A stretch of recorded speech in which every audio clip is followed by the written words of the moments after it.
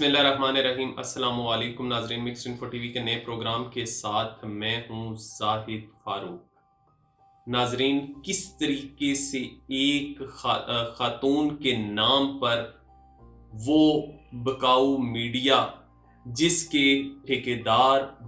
पाकिस्तान के मोतबर अदारों को रुसवा करने की कोशिश कर रहे हैं और एक सोची समझी साजिश के तहत ये सारी एक कैंपेन चलाई गई मुल्क के आला तरीन अदारों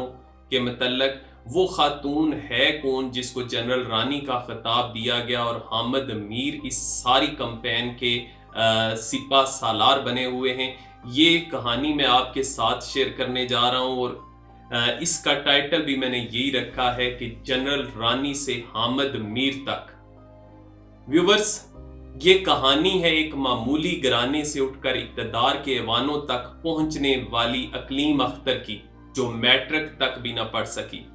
किस तरह मुल्क की ताकतवर तरीन खातीन में शुमार की जाने लगी, हालांकि ना वो सियासतदान थी, ना किसी नवाबी या जागीरदार खानवादे से तल्लक था और ना ही अदब या शोबिस की टमटमाती दुनिया से कोई उसका वास्ता था। लेकिन इसके बावजूद मुल्क के बड़े अवानों तक इसकी रसाई कैसे मुमकिन हुई, ये एक पुरस्रार कहानी है जिसका हवाला दे देकर ये चंद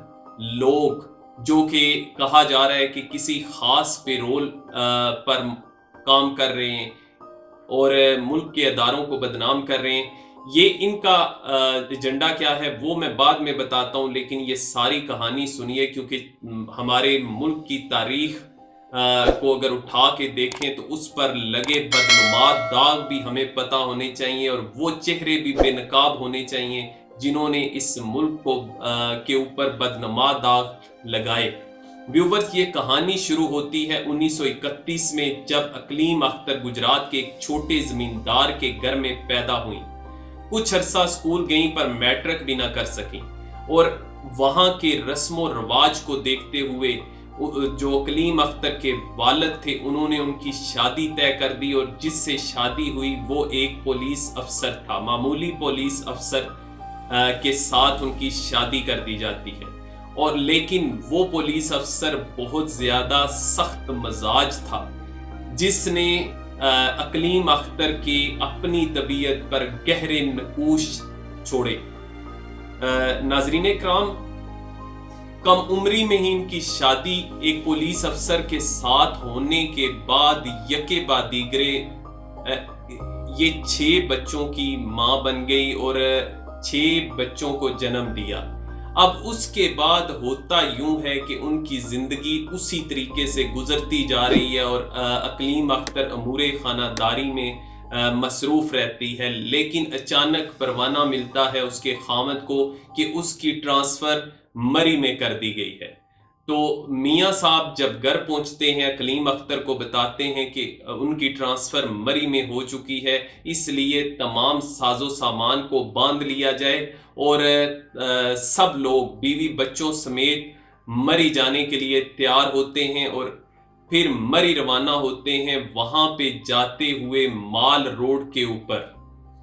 अकलीम अख्तर अपनी रवायात के मुताबिक बुर्का पहने और खामन की ख्वाहिश के मुताबिक बुर्का पहने माल रोड पर जा रही होती है कि अचानक हवा का झोंका आता है और उनका बुर्का सिरक जाता है, उनका नकाब हट जाता है। और ये नकाब का हटना कई चेहरों पर पड़े हुए नकाबों को हटा गया। ये नकाब का हटना असल में इक़्तिदार के ऐवानों में बैठे हुए बड़े बड़ों को बेनकाब कर गया। ये जो नकाब का हटना था, इसने एक नए किरदार, पाकिस्तान के अंदर एक नए किरदार को जन्म दिया और जिसकी बुनियाद पर आज भी कुछ लोग प्रोपेगेंडा करके अदारों को जो है वो निशाना बनाने की कोशिश करते हैं। व्यूवर्स, होता क्या है, माल रोड पर जाते हुए उसका नकाब सिरक जाता है और उसको बाहर की दुनिया बहुत हसीन दिखाई देती है, क्योंकि कम उम्री में शादी होने के बाद और लगातार बच्चों की पैदाइश के बाद भी उसके अंदर वो मैच्योरिटी नहीं थी। وہ آزاد فضاؤں میں گھومنا چاہتی تھی، پھرنا چاہتی تھی، لیکن اس کا خامد بہت سخت مزاج تھا۔ اس نے وہی سٹک جو اٹھائی ہوئی تھی، جو پولیس کی طرف سے اس کو دی گئی تھی، اس کے ذریعے سے اس سٹک کے ذریعے سے سرزنش کی اور بولا کہ اپنے نقاب کو دوبارہ اوپر اوڑھو۔ اقلیم اختر کو یہ بات اس کی سخت بری لگی کہ مال روڈ کے اوپر اس طریقے سے اس کو ڈانٹ ڈپٹ کیوں کی گئی اس کے ساتھ، اور اس نے اس ڈانٹ ڈپٹ کے نتیجے میں بغاوت اس کے اندر پیدا ہوئی اور اس نے اپنا نقاب اتار کر مال روڈ کے اوپر پھینک دیا۔ اقلیم اختر نے خود جو عائشہ ناصر کو انٹرویو دیا اپنے آخری ایام میں، انہوں نے کہا کہ میرے اندر بغاوت اتنی شدید ہو چکی تھی کہ میرا جی چاہ رہا تھا کہ اس شخص کا یعنی اپنے میاں کا منہ نوچ لوں، اور اس نے جو مفلر پہنا ہوا ہے اس کو ریزہ ریزہ کر کے پھینک دو۔ لیکن اس نے کہا کہ مال روڈ پر اتنی زیادہ بھیڑ تھی، میں یہ نہیں کر سکی، لیکن میں نے اتنا ضرور کیا کہ اس کی غلامی کا جو میں نے جو نقاب پہنا ہوا تھا وہ میں نے نوچ کر مال روڈ پر پھینک دیا، اور اس کے بعد میں نے یہ فیصلہ کیا کہ آئندہ میں کسی کی بھی بیوی نہیں بنوں گی، بلکہ میں جان چکی تھی کہ ایک سخت قسم کے مرد کو کس طریقے سے کنٹرول کرتے ہیں اور اس کی ضروریات کیا ہیں، اس کی کمزوریاں کیا ہیں۔ اس نے کہا کہ میں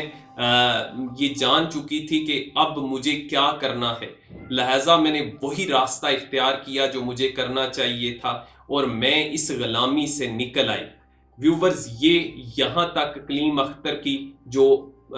شروع کی کہانی ہے یہاں پہ ختم نہیں ہوتی، اس میں مزید سنسنی خیزیاں پیدا ہونے جا رہی ہیں، اس میں پاکستان کی تاریخ کے بڑے لوگ شامل ہونے جا رہے ہیں۔ کس انداز میں میں وہ بھی آپ کے ساتھ شیئر کرتا ہوں۔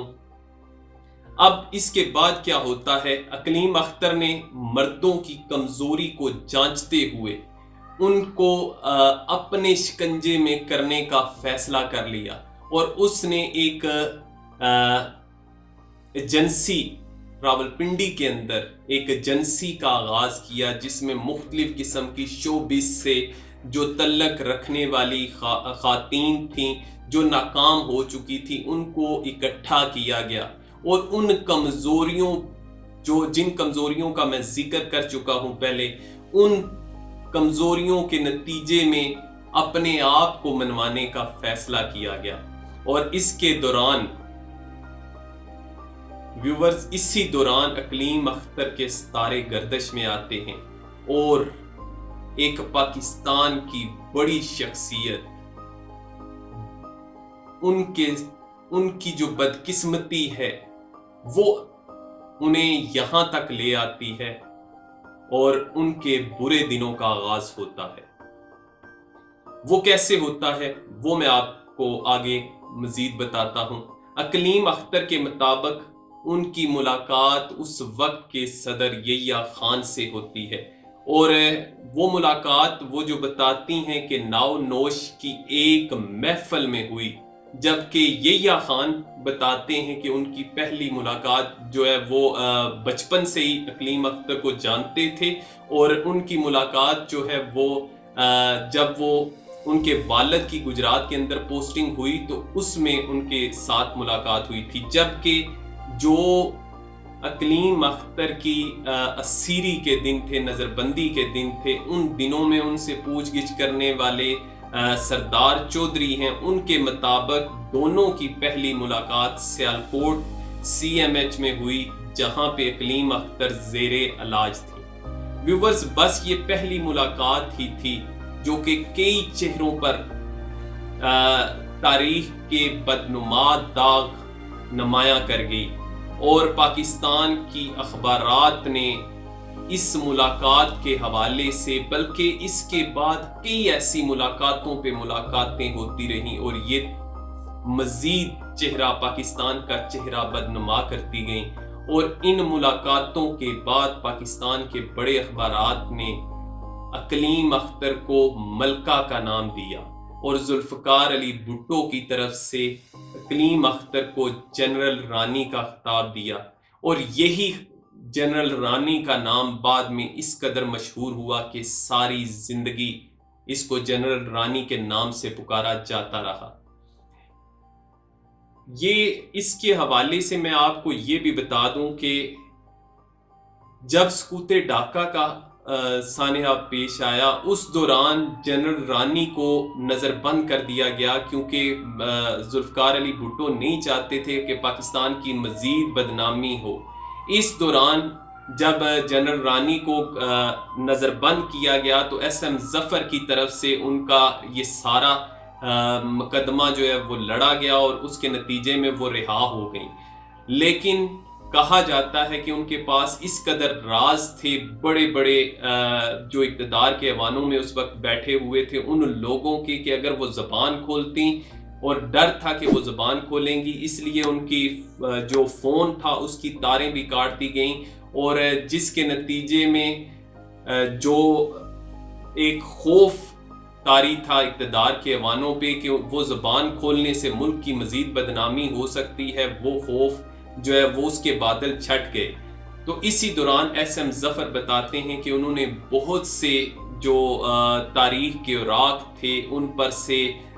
खाक हटाई और बहुत से ऐसे राज अफशा किए जो यहाँ पे इस विलाग के अंदर बयान नहीं किए जा सकते। लेकिन व्यूवर्स, एसएम ज़फ़र ने ये बताया कि मैं जब उनसे मुलाकात के लिए मुझे बुलाया गया तो मेरी एक कार थी वो चोरी हो चुकी थी। बाद में मैंने ये थाने के अंदर रिपोर्ट भी की, लेकिन उसके बाद एक दफ़ा दोबारा रिहा होने के बाद जनरल रानी ने मुझे फ़ोन किया और मुलाकात के लिए बुलाया। तो मैंने उनसे कहा कि मेरे पास गाड़ी नहीं है, मेरी गाड़ी चोरी हो चुकी है, तो आप कोई गाड़ी भिजवा दें, मैं आप तक पहुंच जाता हूं। इस दौरान उन्होंने गाड़ी भेजी और उस गाड़ी में बैठकर, उनका बेटा गाड़ी लेके आया, उस गाड़ी में बैठकर मैं उन तक पहुंचा। बाद में कुछ दिनों के बाद मुझे थाने से ये इत्तला आई कि आपकी गाड़ी मिल चुकी है, और मैंने उनसे पूछा कि मेरी गाड़ी कहाँ से मिली है, किसके पास थी, तो उन्होंने बताया कि जनरल रानी के बेटे के पास थी। तो फिर एसएम ज़फ़र कहते हैं कि मुझे ये एहसास तक ना हुआ कि मुझे जो गाड़ी पिक करने के लिए आई थी वो मेरी ही गाड़ी थी, और मैं हैरान था कि मेरी गाड़ी जनरल रानी के बेटे तक कैसे पहुंची। ये मुअम्मा आज तक हल नहीं हुआ कि किसने उसकी मदद की और किसके जरिए वहां तक पहुंची। व्यूवर्स, यहाँ पे बात ख़त्म नहीं होती, बल्कि जो हमीदुर रहमान कमीशन था उसमें जब यहिया खान पेश हुए और उनसे जब ये सवाल किया गया कि जनरल रानी को आप कैसे जानते हैं, तो उन्होंने ये कहा कि जनरल रानी जो थी, या कलीम अख्तर जो थी, वो गुजरात में हमारे बचपन के जानने वाले हैं और वो मेरी बहनों की तरह हैं। ये भी तारीख में लिखा हुआ है और ये इन अल्फाज को कोट किया गया है। तो ये है वो बदनमाज चेहरा जिसकी को बुनियाद बनाकर कुछ लोग, कुछ नाम नहाद लोग अदारों को बदनाम करना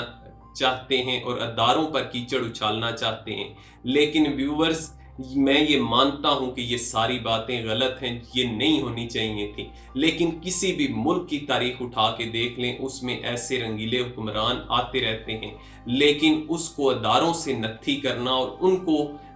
ब्लेम करना, इस तरह की बातें करके और इन लोगों के किरदार को सामने रखते हुए, मैं समझता हूँ उन हज़ारों शहीदों के खून के साथ भी बगावत करने के मुतरादफ है जिन्होंने इस पाक धरती के दफा के लिए अपनी जानों के नजराने पेश किए, और उन हज़ारों लोगों शोहदा या उन जो अफवाज के सिपाही थे जो कैद में चले गए, उनके साथ भी बगावत करने के मुतरादफ है। तो हामिद मीर का अपना किरदार क्या है व्यूवर्स, वो आपके सामने है। अमन की आशा से लेके अजमल कसाब तक, और अजमल कसाब से लेके जनरल ज़हीरुल इस्लाम के खिलाफ कैंपेन तक जो कुछ वो करते रहे वो सब के सामने है। और वो गवर्नमेंट जो कि पाकिस्तान के हक में तहरीक चलाने वाले लोगों को बांग्लादेश की गवर्नमेंट जिस तरीके से सजाए मौत दे रही थी, ऐसे हालात के अंदर हामिद मीर के वालिद को जो बड़े आला तरीन اعزاز سے نوازنا اور حامد میر کو وہاں پہ بلانا، اور جو پاکستان دشمنی میں سب سے بڑھ کر تھی بنگلہ دیش کی گورنمنٹ، اس کی طرف سے اعزاز سے نوازنا اور حامد میر کا وہ اعزاز وصول کرنا، یہ بھی کسی سے ڈکا چھپا نہیں ہے۔ لیکن پھر بھی یہ کہتے ہیں کہ ہم ویورز کیا اس پہ کہوں، کیا بات کروں، بات نکلے گی تو دور تلک جائے گی، تو اس لیے یہاں تک کافی ہے کہ یہ کردار میں نے بھی بیان کیا ہے جنرل رانی کا، اور جو حقائق ہیں وہ آپ کے ساتھ شیئر کر دیے۔ لیکن اداروں کو کسی صورت بلیم نہیں کرنا چاہیے، یہ ہمارے اپنے ادارے ہیں اور یہ ملک کے دفاع کے ضامن ہیں۔ اب تک کے لیے اتنے، مجھے اجازت دیجیے، اپنا اور اپنے موجود لوگوں کا بہت خیال رکھیے گا۔ اگر یہ ساری سٹوری، یہ ساری کہانی اچھی لگے تو میں پہلی دفعہ آپ سے یہ کہہ رہا ہوں کہ اس کو شیئر ضرور کیجیے گا۔ اللہ حافظ۔